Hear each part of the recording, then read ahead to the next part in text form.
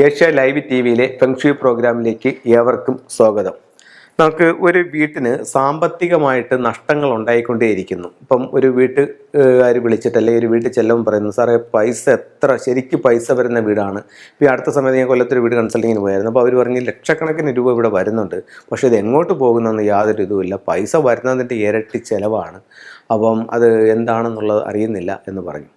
അങ്ങനെ ഞാൻ ആ വീട് കൺസൾട്ട് ചെയ്തപ്പോഴത്തേക്കും ആ വീടിനെ സംബന്ധിച്ചിടത്തോളം, അതായത് ആ വീടിൻ്റെയും പൊതുവായിട്ടുള്ള നമ്മുടെ സാമ്പത്തിക നഷ്ടത്തിനുള്ള കാരണങ്ങളാണ് പറയുന്നത്. ആ വീട്ടിൽ കണ്ട കാര്യം എന്ന് പറഞ്ഞു കഴിഞ്ഞാൽ, അവർ വീട് വച്ചിരിക്കുന്നു. വീടിൻ്റെ ദർശനം എന്ന് പറയുന്നത് തെക്കോട്ട് ദർശനമാണ്. അപ്പം തെക്ക് പടിഞ്ഞാറ് ഭാഗത്ത് ഇവർക്ക് ഒരു സിറ്റ് ഔട്ടാണ് വന്നിരിക്കുന്നത്. തെക്ക് പടിഞ്ഞാറ് ഭാഗത്തൊരു സിറ്റ് ഔട്ടാണ് വന്നിരിക്കുന്നത്. അത് കഴിഞ്ഞ് ചെറിയൊരു സിറ്റ് ഔട്ട് തെക്ക് വശത്ത് വന്നിട്ടുണ്ട്. അവിടെയാണ് ഇവിടെ പ്രധാന ഡോർ നിൽക്കുന്നത്. അതും കഴിഞ്ഞ് തെക്ക് കിഴക്ക് ഭാഗത്ത് ഇവിടെ കാർ പോർച്ചാണ് നിൽക്കുന്നത്. അപ്പം നമ്മുടെ വാസ്തുവിൽ പറയുന്നതെന്ന് പറഞ്ഞു കഴിഞ്ഞാൽ, വടക്ക് കിഴക്ക് ഭാഗത്തുനിന്ന് വാസ്തുപുരുഷൻ്റെ ശിരസ് വരികയും അപ്പോൾ വീട്ടിലേക്കുള്ള മാഗ്നറ്റിക് എനർജി നോർത്ത് ഈസ്റ്റ് ഭാഗത്തുനിന്ന് വരികയും അത് സൗത്ത് വെസ്റ്റ് ഭാഗത്ത് സ്റ്റോർ ചെയ്യുകയുമാണ് പറയുന്നത്. അപ്പോൾ ഇവർ വീടിനെ സംബന്ധിച്ചിടത്തോളം സൗത്ത് ഈസ്റ്റ് ഇല്ല. സൗത്ത് ഈസ്റ്റ് ഓപ്പണായിട്ട് കിടക്കുകയാണ്. ഓപ്പൺ ഒരു ബെഡ്റൂമിനെക്കാട്ടി ഉള്ള സ്പേസ് അവിടെ ഉണ്ട്, അത് ഓപ്പണായിട്ട് കിടക്കുകയാണ്. മാത്രവുമല്ല മുകളിൽ അവർ ആ ഭാഗം ചരിച്ച് വാർത്തിരിക്കുകയാണ്. അപ്പോൾ എപ്പോഴും ഉയർന്നു നിൽക്കേണ്ട ഭാഗം എവിടെയാണ്? South west കോർണറാണ്.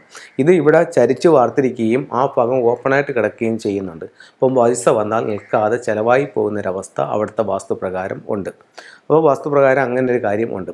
അടുത്തത് മറ്റൊരു കാര്യം, അത് ആ വീട്ടിലല്ല, വേറൊരു കാര്യം പറയുകയാണ്. നമ്മളൊരു താമസിക്കുന്ന പുരയിടം അല്ലെങ്കിൽ വസ്തു, ആ വസ്തുവിൽ നമ്മൾ ഈ വീട്ടിലേക്ക് കയറി ചെല്ലാനായിട്ട് വസ്തുവിൽ വഴി വരുന്നത് തെക്ക് പടിഞ്ഞാറ് മൂലയിലാണ്.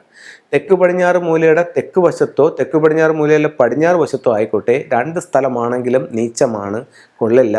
ആ ഭാഗത്ത് നിങ്ങൾക്ക് വസ്തുവിൽ ഗേറ്റ് വരികയാണെങ്കിൽ വീട്ടിൽ സമ്പത്ത് നിൽക്കില്ല. ഇനി നേരത്തെ കന്നിമൂല നഷ്ടപ്പെട്ടു പോയൊരു കാര്യമാണ് പറഞ്ഞത്. ഇനിയിപ്പോൾ പറയാൻ പോണെന്ന് പറഞ്ഞു കഴിഞ്ഞാൽ, വീടിൻ്റെ തെക്ക് പടിഞ്ഞാറ് ഭാഗത്ത് ഇതുപോലെ ഒരു പ്രധാന ഡോർ വരികയാണെങ്കിൽ, തെക്ക് പടിഞ്ഞാറ് മൂലയിൽ തെക്ക് പടിഞ്ഞാറിൻ്റെ പടിഞ്ഞാറ് വന്നാലും തെക്ക് പടിഞ്ഞാറിൻ്റെ തെക്ക് വന്നാലും നമുക്ക് അവിടെ പൈസ വന്നാൽ നിൽക്കില്ല, സാമ്പത്തികമായിട്ടുള്ള ബുദ്ധിമുട്ടുകൾ ഉണ്ടാവും. അടുത്തത്, വീടിൻ്റെ തെക്ക് പടിഞ്ഞാറ് ഭാഗത്ത് ഇപ്പോൾ പല വീടുകളിൽ ഞാൻ കണ്ടിട്ടുണ്ട്, ഒരുപാട് പേര് എന്നെ ഫോൺ ചെയ്ത് ചോദിക്കുകയൊക്കെ ചെയ്യുന്നുണ്ട്. തെക്ക് പടിഞ്ഞാറ് ഭാഗത്തെന്ന് പറഞ്ഞു കഴിഞ്ഞാൽ അവിടെ ഒരു കാർ പോർച്ചാണ് വന്നിരിക്കുന്നത്. അപ്പോൾ കാർ പോർച്ച് എന്താ സംഭവം? എപ്പോഴും കയറി വരികയും പോവുകയൊക്കെ ചെയ്യുന്നതാണ്. അത് ക്ലോസ്ഡ് അല്ല. അങ്ങനെയാണെന്നുണ്ടെങ്കിലും ഈ വീട്ടിൽ സമ്പത്ത് നിൽക്കില്ല.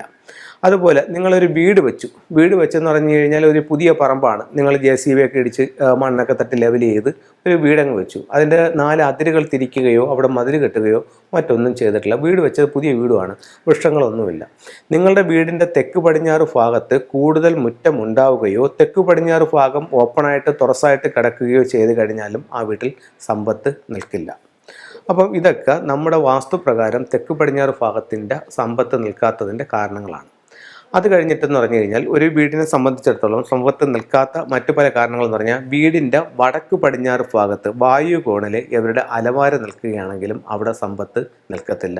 പൈസ കയ്യിൽ നിൽക്കാതെ നഷ്ടപ്പെട്ടു പോകുന്ന ഒരവസ്ഥയുണ്ടാകും. വീട് പണിഞ്ഞപ്പോൾ വീടിൻ്റെ തെക്ക് പടിഞ്ഞാറ് എന്ന് പറയുന്ന ഒരു കോണുണ്ടല്ലോ, ആ കോണിൽ റൂമില്ല. വീടിൻ്റെ മൊത്തത്തിൽ നമ്മൾ സ്ക്വയറോ റെക്റ്റാങ്കിൾ ഷേപ്പിലോ എടുത്തു. അപ്പോൾ തെക്ക് പടിഞ്ഞാറ് ഭാഗം ഓപ്പണായിട്ടാണ് കിടക്കുന്നത്. അങ്ങനെയാണെങ്കിലും അവിടെ പൈസ നിൽക്കത്തില്ല.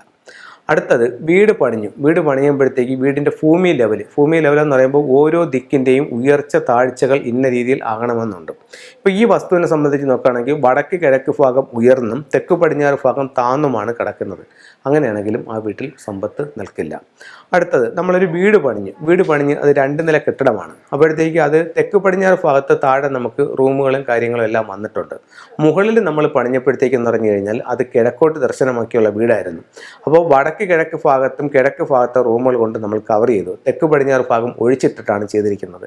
അങ്ങനെയാണെങ്കിലും കന്നിമൂല താന്ന് കിടക്കുകയാണ്, അവിടെ വീട്ടിൽ പൈസ നിൽക്കില്ല. അത് കഴിഞ്ഞ് ഭൂമിയുടെ ചരിവ് എന്ന് പറയുമ്പോഴത്തേക്കെന്ന് പറഞ്ഞു കഴിഞ്ഞാൽ, സാധാരണ വടക്കോട്ടും അല്ലെങ്കിൽ കിഴക്കോട്ടും ചരിഞ്ഞ ഭൂമി ആയിരിക്കണം. ഇത് തെക്കോട്ട് ചരിഞ്ഞ ഭൂമിയാണെന്നുണ്ടെങ്കിലും വീട്ടിൽ സമ്പത്ത് നിൽക്കില്ല. അപ്പോൾ വീട്ടിൽ വാസ്തുപ്രകാരം ഇത്തരം കാരണങ്ങളാൽ സമ്പത്ത് നിൽക്കാതിരിക്കാനുള്ള സാധ്യതകളുണ്ട്. അപ്പോൾ ഇത്തരം കാര്യങ്ങൾ നിങ്ങളൊന്ന് ശ്രദ്ധിച്ചു നോക്കൂ. അത്തരത്തിൽ എന്തെങ്കിലും ബുദ്ധിമുട്ടുകൾ നിങ്ങൾക്കുണ്ടോ എന്ന് നോക്കൂ. അങ്ങനെയെങ്കിൽ അതിൻ്റെ വേണ്ടുന്ന പരിഹാരങ്ങൾ ചെയ്തു നോക്കൂ. നിങ്ങളിലേക്ക് നഷ്ടപ്പെട്ടു പോകുന്ന സമ്പത്ത് അവിടെ തടഞ്ഞു നിൽക്കുകയും ജീവിത പുരോഗതി ഉണ്ടാവുകയും ചെയ്യും. എല്ലാവർക്കും എല്ലാ ഐശ്വര്യങ്ങളും പ്രാർത്ഥിച്ചുകൊണ്ട് നിർത്തുന്നു. നന്ദി, നമസ്കാരം.